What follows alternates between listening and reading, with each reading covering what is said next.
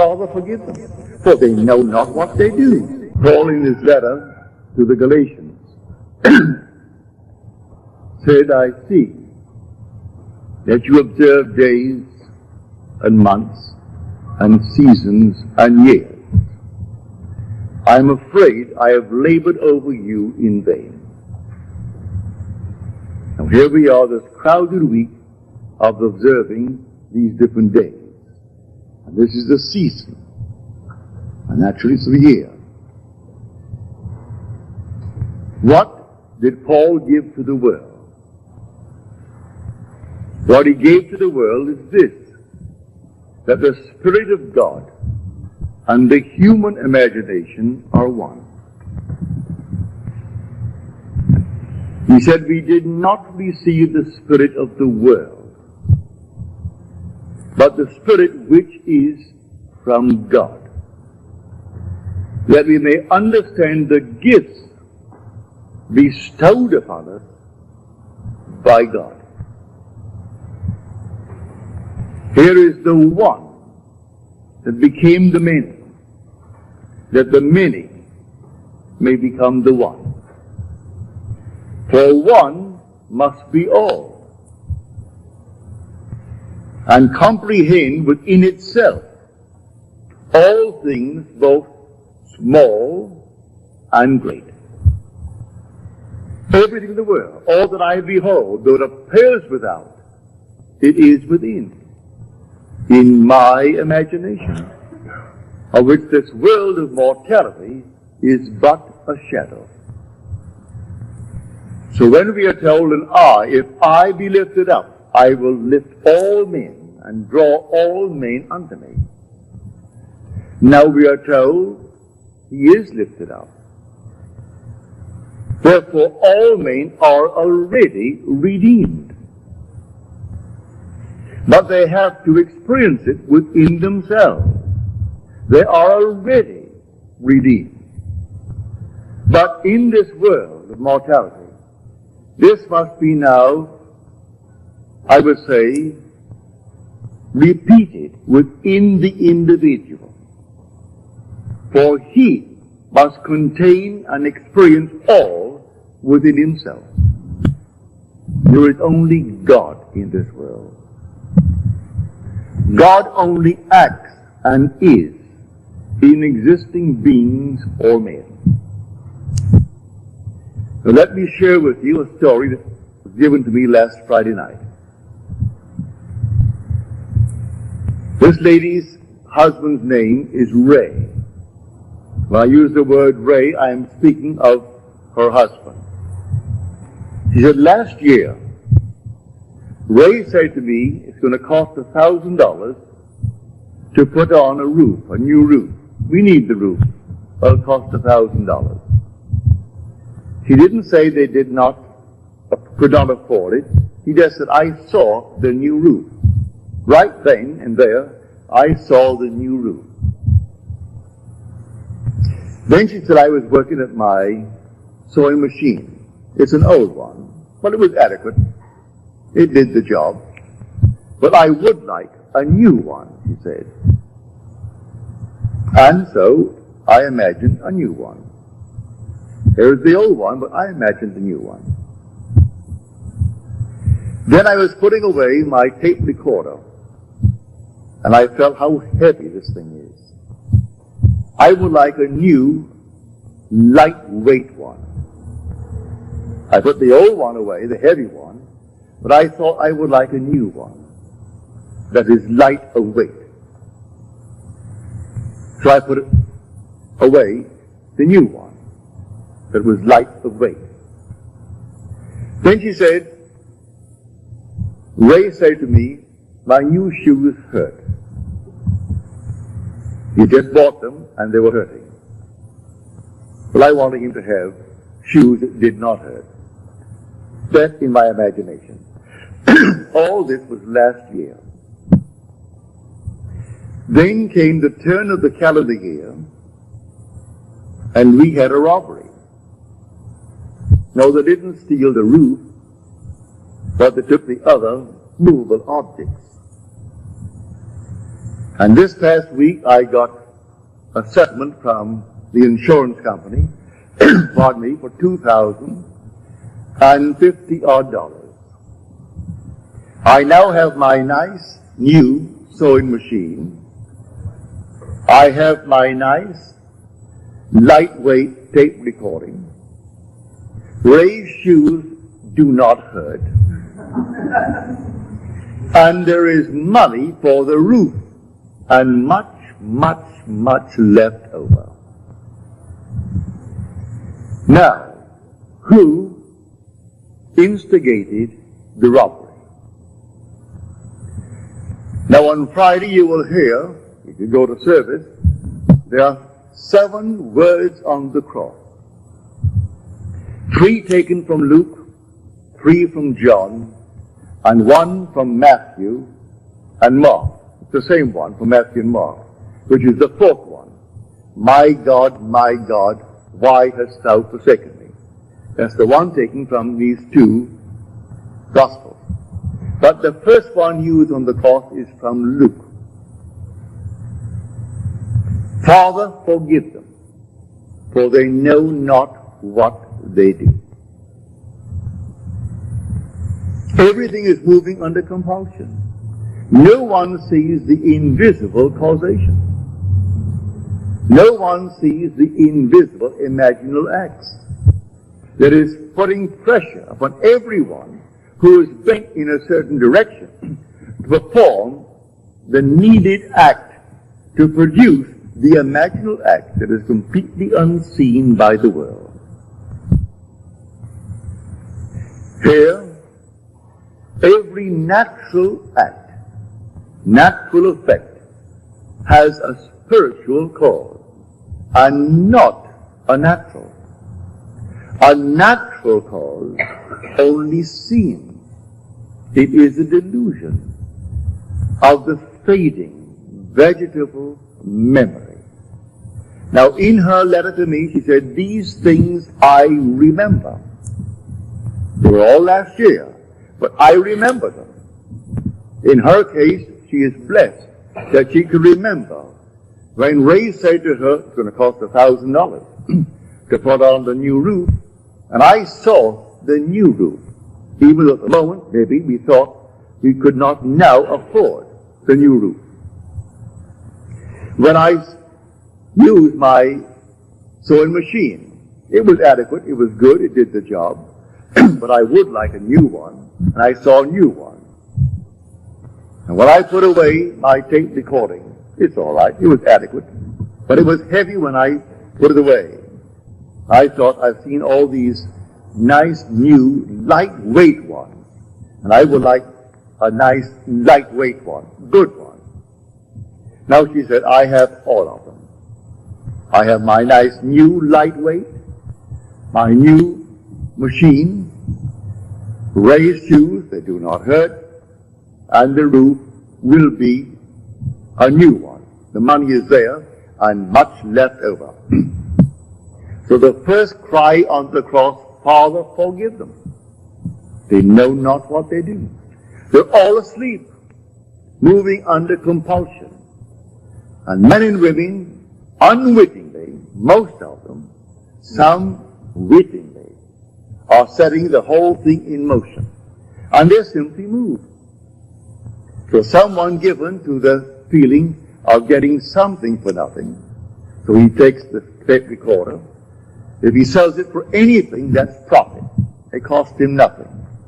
No matter what it cost her, whatever he could get for it, that was sheer profit.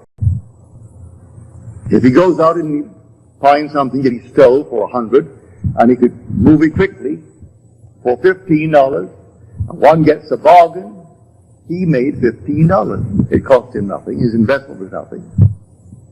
And there are those in the world who think that way. They're all passing through the furnaces. So the first word on the cross, a word on the cross does not mean a single word. It's a completed thought. So the shortest word is, I thirst. But there are 2 words. Then the next one from John is, it is finished. There are 3 words. all right? Still, it is one word when you take the 7 words. So the first word is from Luke. Father, forgive them, they know not what they do. And then comes Luke's second, then comes John's first, then comes Matthew and Mark, and then comes 2 from John, and then Luke completes it.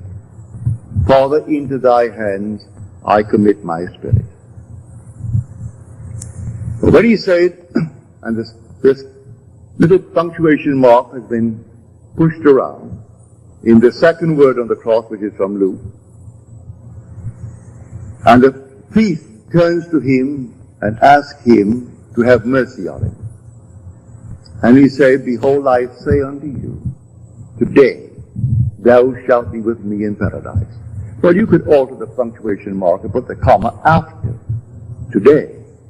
But no, leave it just as it is.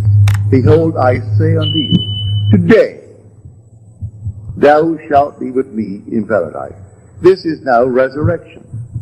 And when I am lifted up, I will draw all men unto me.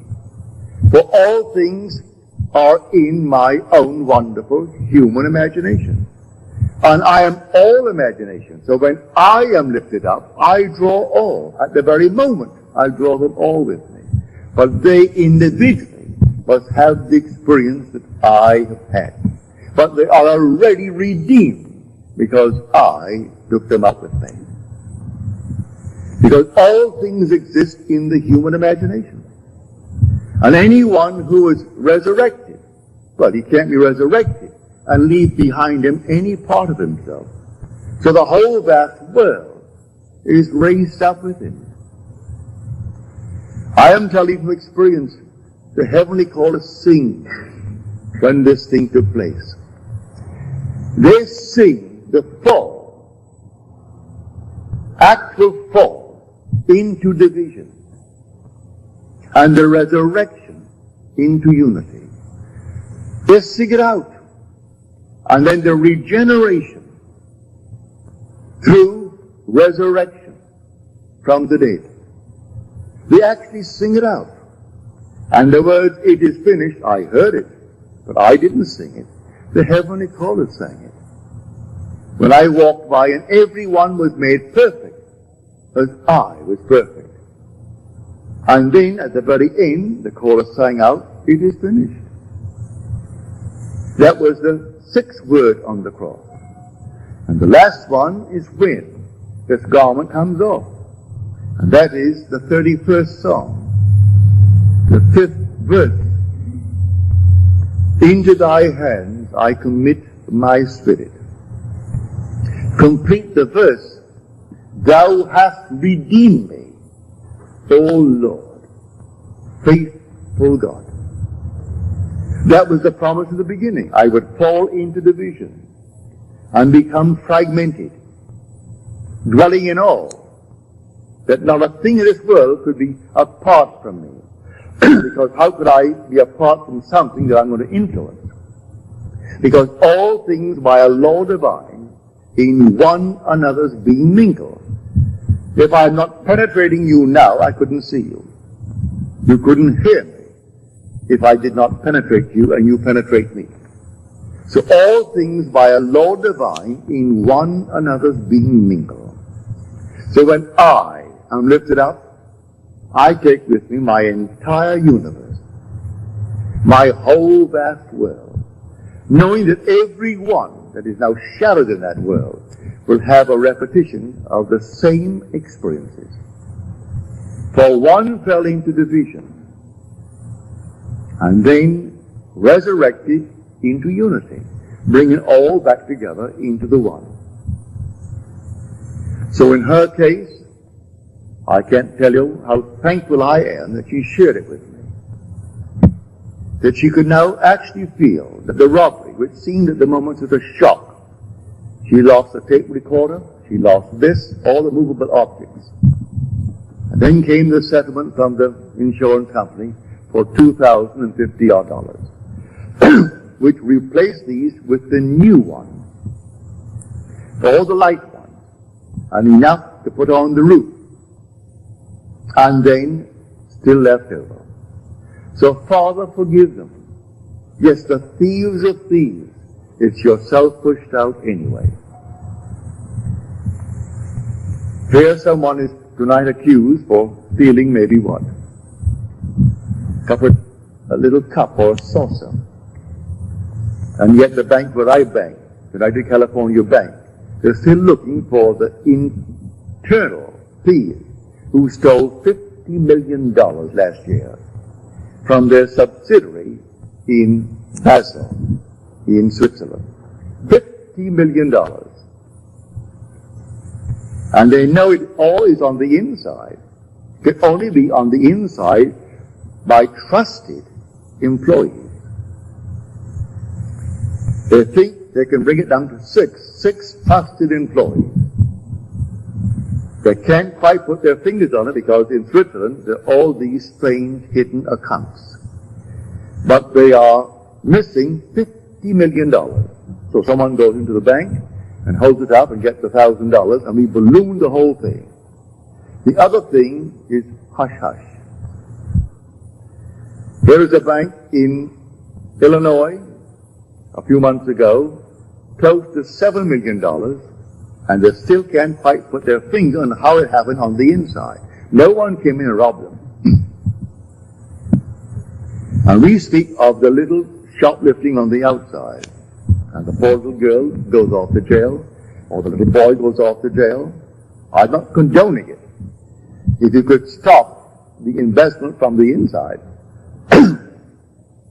your dividends would jump from its present little 3% or 4% to 20%.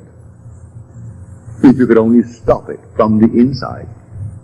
All things happen really, in the true sense of the word, from the inside. So that every so-called act in the outer world that seems so, well, a cause in itself.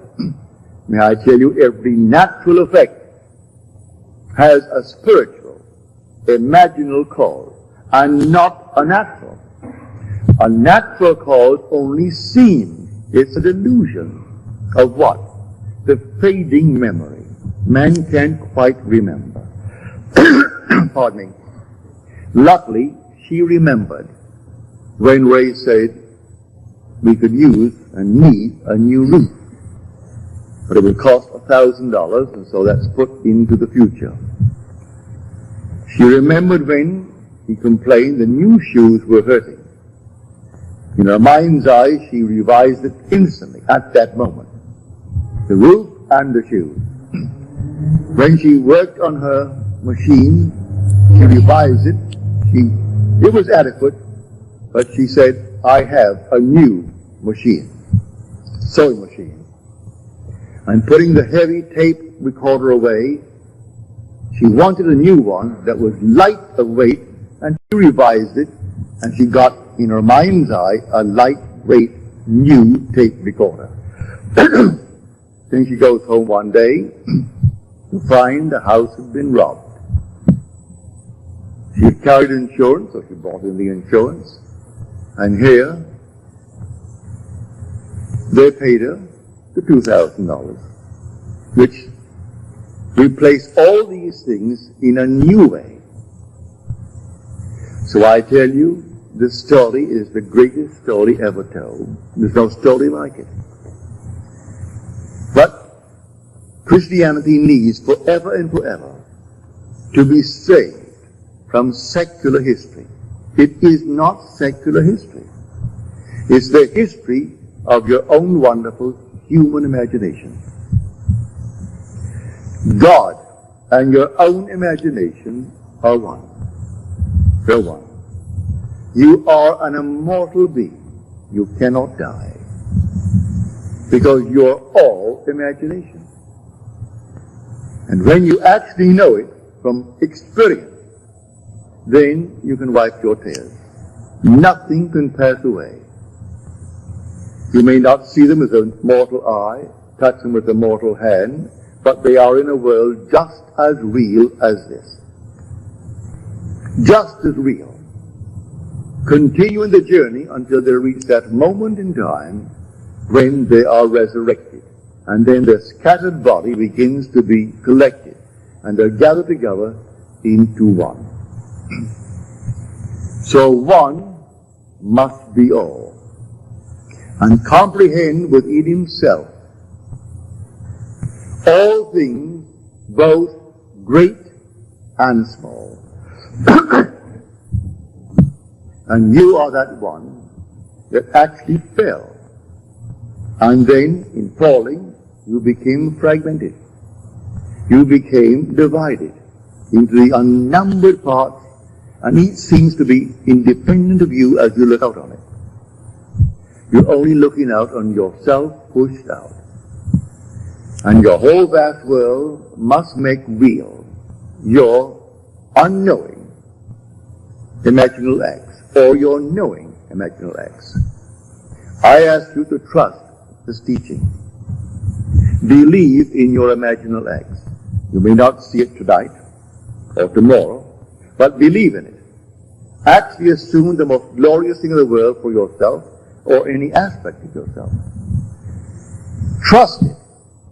And that imaginal act, if it takes 1,000 or 10,000 or 100,000 of your projected selves, will use them to make that thing become real in your world. As she said in her letter to me, you may call it imagination, or some may call it thought. But this I do know, having remembered what I did last year, I can say it does produce reality. As I've told you time and time again, imagining creates reality. That all the objective facts of the world are produced through imagination. There isn't a thing that you can name in this world that wasn't first imagined. But you can veto it the minute you imagine it. You can say it as she could have said, we can't afford it, and stop it. She didn't say we can't afford the $1,000 for the roof.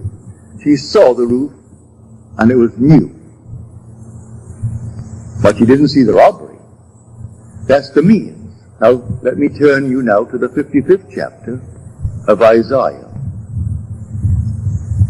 My ways are higher than your ways, and my thoughts than yours.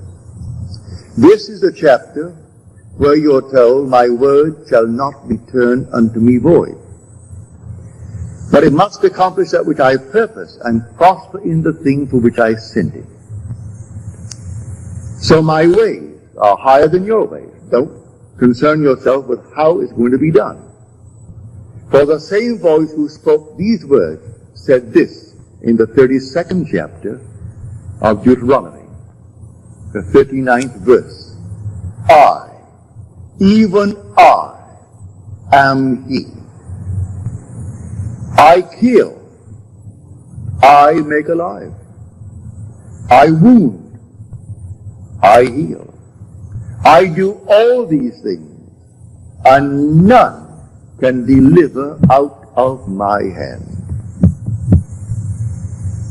He's playing all the parts. And if one is basically inclined to steal, he will use it to produce the necessary means to get the money to put on the roof. So she comes home and there was a robbery. All the things have been replaced with new ones and better ones as she desired them. At the moment it seemed to be a shock, but she set the whole thing up in motion, for she is the one who spoke those words. I kill and I make alive. I wound and I heal. And none can deliver out of my hands. For the Spirit of God and the human imagination are one. And there is nothing but God. All things were made by him, and without him was not anything made that was made. And so if all things are made by him, is there a thief in the world? He's playing that part. Is there a so-called hero in the world? He's playing that part. A coward? He's playing that part. He's playing every part in the world, and it all adds up to produce the unseen imaginal acts of men. So you are alone, and you think no one sees me, and this means nothing. It's only my imagination. And you carry on your lovely imaginal act. And so that's it.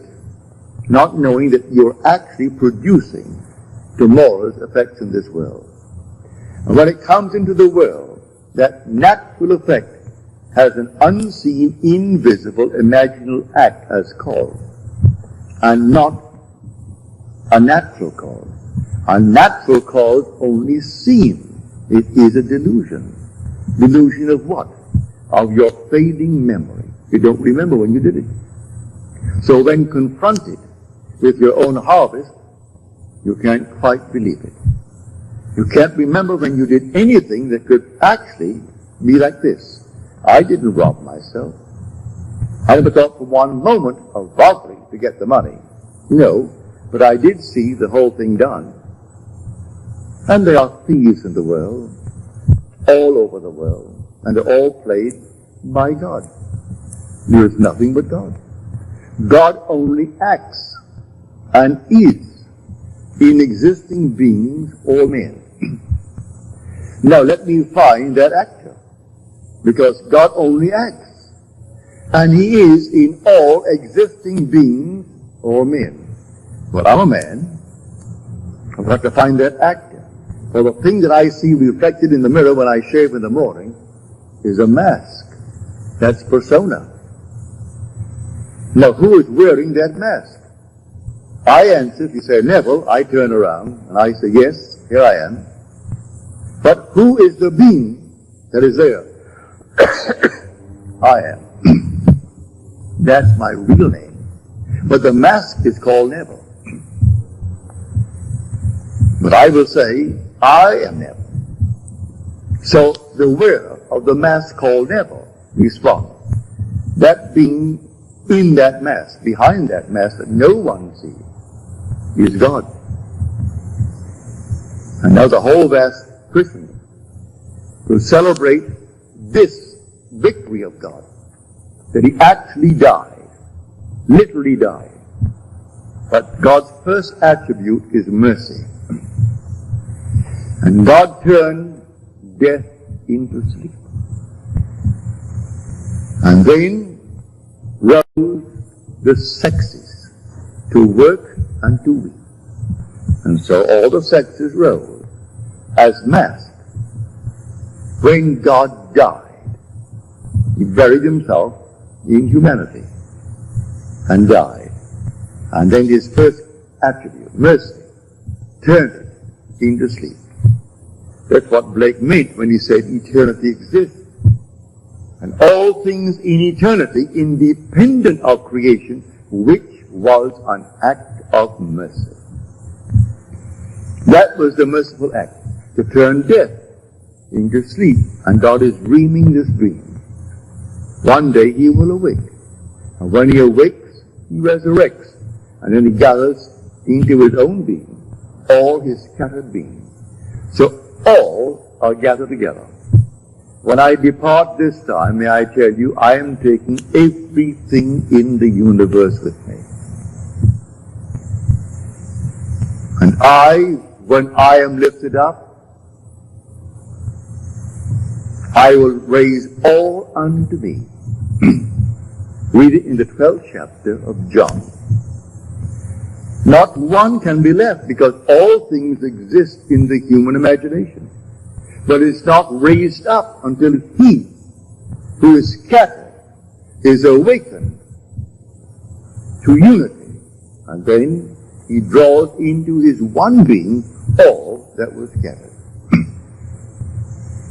So they sing his fall into division and his resurrection to unity. His fall into the generation of decay and death, and his regeneration into the generation or the resurrection from the dead. So when he actually is raised from the dead, he gathers all into his own being. And they're all with him. No matter where he goes, he has his whole vast world raised up. has left one behind him. But everyone shattered in the world will have a reproduction of that drama within themselves. So what is now being dramatized as a memorial this week, for this is really a memorial. This is simply a great memory, a remembrance of what God has already accomplished.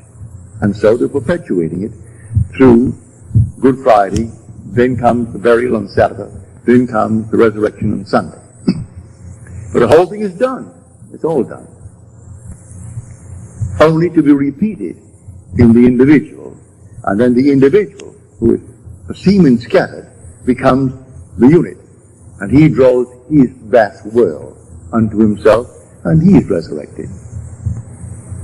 So the one becomes the many. And then the many become the one.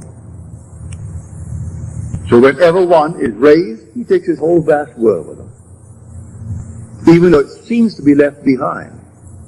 And every aspect that it seemingly is behind becomes the unit, and then it raises up. So one must be all. That is the story of the Christian mystery. One must be all. So, the first cry on the cross, Father, forgive them. They know not what they do. And they do not know what they do. They go blindly on under compulsion, executing the unseen imaginal acts of humanity. And they move under compulsion. To pick this up, I told the story. I was severely criticized for it by a lady at a dinner party one night when Fred Bell, who is now gone from this world, and he gave a party at the Ambassador Hotel. And I had told this story about 2 weeks before, and one of his great, I would say, contributors, who would come and always write a huge big check at the end of a year or end of a month to keep that going. And she was most critical that night. As I said, I didn't feel well that night at all. And she said, you know, I can't quite understand how you could take the platform, an audience of 2,600, 1,000 who could not get in, they're all overflowing, at the Fox Wilshire, and tell what you told concerning your wife. That was my first wife. I told a simple story to explain that everything in this world must be forgiven. I don't care what it is. When I met the girl who now bears my name, who is the mother of my daughter, the very first moment I met her, I knew she is going to be my wife. She didn't know it, but I knew it. I said to myself, she doesn't know it, but she is going to be my wife. We sailed for Barbados 6 months later, and she met my mother, met my family, met them all. They all loved her. That was back in 1936. In New York City, because of some archaic law, it's now passed. You couldn't get a divorce unless she was insane for 7 years, or adultery. And that's all. The Orthodox Christian churches have sewed the whole thing up so that it made life miserable and made everything simply, well, a burden to all. When I met her, I had just such an entangled background. And here's New York City, the most archaic city in the world concerning its laws. I went to bed and slept as though I were happily married to the girl who now bears my name. I did not have any physical emotion with her. Just she was sleeping there and I am here, and it's blissful. I did that for 1 solid week. Then comes a telephone call from the court one morning, telling me that I must come down to this federal court on Tuesday morning. Well, I was groggy. It was early in the morning, and in those days I didn't rise as early as I do now. And so I just said, all right, and I hung up. After I hung up, I wondered, what on earth is all this nonsense? What have I done? I must be in court. I haven't received the summons. Not a thing. I must be in court. Well, on Tuesday morning that I'm supposed to be there, I made no effort to go there. And about 9:30, the phone rang. It's the court. And they say to me, you're supposed to be here in court this morning. We meet at 10. And I said, what on earth am I supposed to be in court for? They said, well, it happens that your wife is arrested. And you thought maybe you could throw some light on the reason for her arrest. That's why we're asking you to come down. Well, I wasn't shaved. I simply threw myself into the clothes, and off I went to a taxi down to the court. And I got there just as they were bringing her in. Man whispered into the three judges, one judge's ear, that I was in the audience. The judge asked me to take you don't have to swear, but will you please take the stand and throw some light on the behavior of your wife? She tells me you've been separated now for almost 14 years. I said, yes. Is it a religious reason why you've been separated? I said, no, none whatsoever. We knew we were wrong the very first day we got married. We knew it was completely a failure.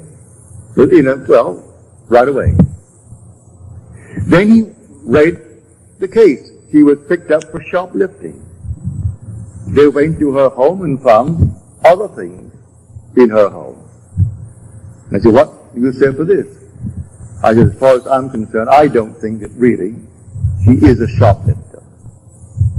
As far as I'm concerned, she just moved under compulsion, taking into consideration her age. She's 8 years my senior, and she's passing through a certain emotional state. And do be lenient. We have a son, and he lives with me. And I don't want anything to happen to his mother that would cast any shadow on his life. He is a wonderful boy. He is in my charge by law. He is in my home, lives with me, and I don't want anything to happen to her that in any way would reflect upon my son. The judge said, in all my years on the bench, I have heard no plea by one for another who has every reason in this world to get her committed, because that in any other state would be enough for what he wants with the divorce. And yet he pleads for her. He sentenced her to 6 months. And then on my plea, he suspended it. She met me on the outside and said, Neville, that was a very decent thing to do. Give me my papers. She knew I was looking for them. And my dancing partner told her I was looking for her to serve the papers and therefore to be scarce and move out of New York City. So she did. But she had to commit the act, and they had to call me and ask me to throw light upon that. How could I condemn her? Who was the actual cause of her shoplifting? I slept as though I were blissfully married to the girl who now bears my name. And I had to get the evidence. I had to get some reason to bring the action. And here my wife actually gave me the papers. I said, I don't have the papers with me. She said, I'm driving home to your place right now, and you can give me the papers.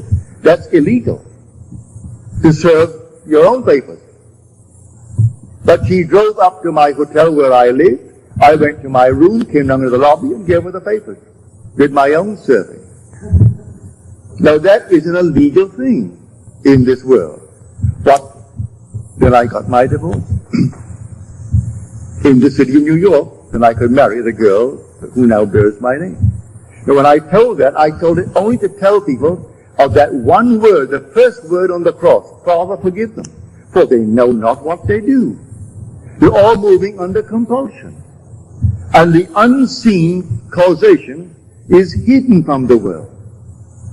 They do not know who is treading in the winepress. And I was treading in the winepress to be happily married to a girl who was not then engaged to me. because I couldn't be engaged to her under the circumstances. And then my wife behaved in such a manner that it made it real and natural for me to do what I did. How can I blame her? So the first word on the cross, Father, forgive them. They know not what they do. They have to do what they do. I have to fall into division and fragment my being into the unnumbered parts called humanity, and then rise into unity and gather all my scattered members together and rise as God Himself. That's the story. It is God who fell and God who rises. So I know from my own experience, nothing dies. Those who have not had the experience here, all right, they're restored in a world that is terrestrial, just like this.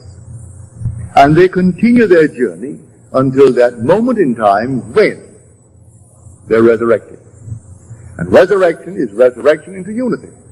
And the outpictured world, the whole vast universe, is Himself pushed out, is gathered together then. And they move up. And I, when I am lifted up from the earth, I will draw all men unto me. See it? This is the mystery of which we speak here night after night. You're not some tiny little thing that's pushed out. You are the whole. One must be all.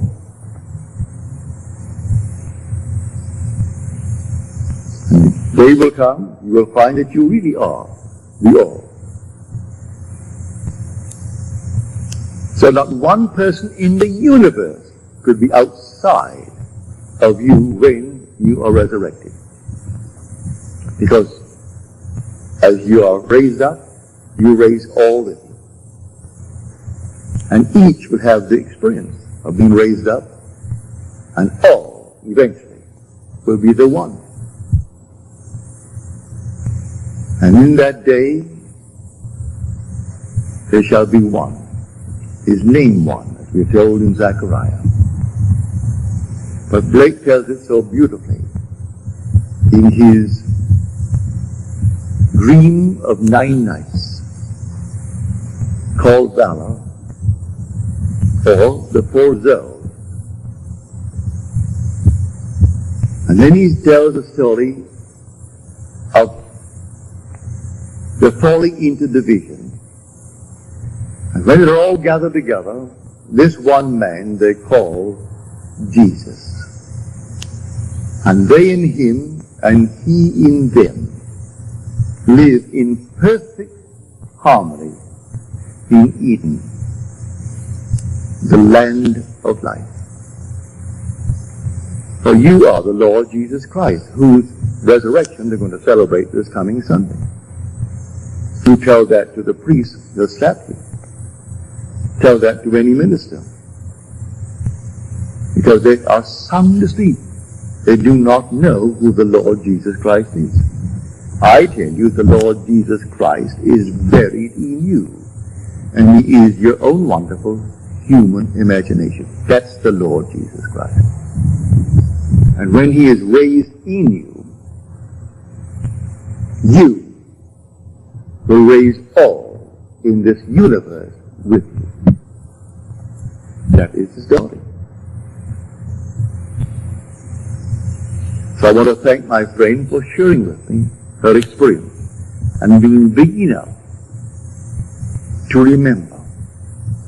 If man could only remember the imaginal acts. She remembered when the roof needed repairs or a new one, and the cost was excessively high for them at the moment.